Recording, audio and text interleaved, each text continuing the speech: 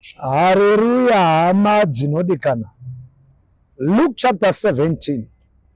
Bhuku rangu rinoti kune varume 10 vakange vaine maperembudzi vaigara kunze kweguta.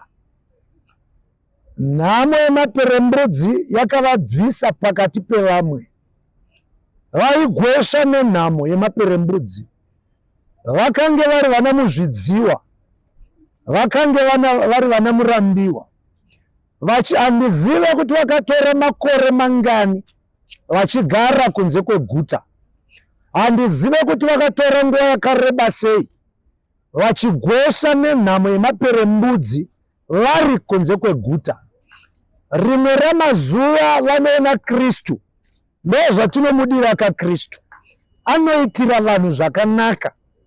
Ndopavanoona Kristu vakaenda kwaari vakapfugama vakati, Ishe, kana muchida zvenyu munogona kutinatsa kubva kumaperembudzi.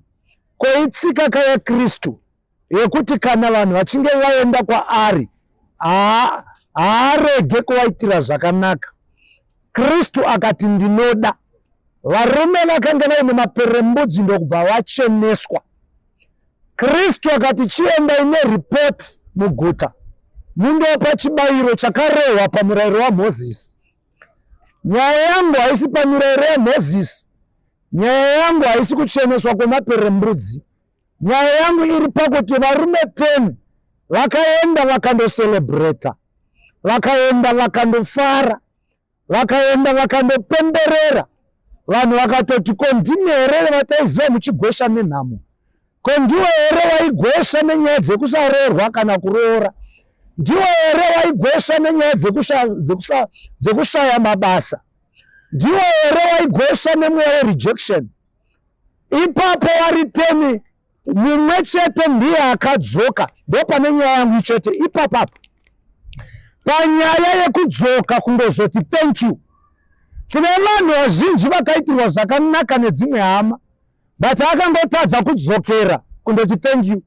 Basa rawina rezvezvi dai asiri munhu iyeye ungadai uchiri kunze kweguta uchigwesha nenhamo.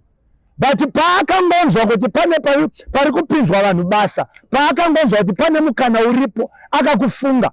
But wakazotadza kungodzokerawo kwaari undoshamwari dai wakanga usiriwe thank you. Unogona kunge uritori mudzimai akaroorwa izvezvi.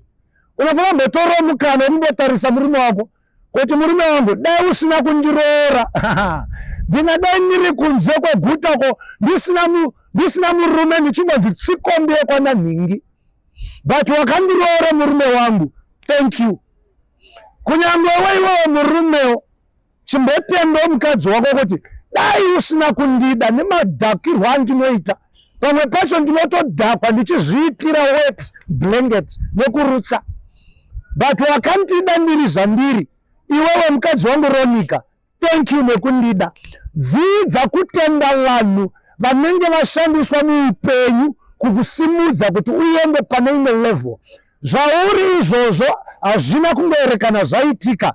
It is the reason of some brothers and sisters just learn to say thank you. God bless you.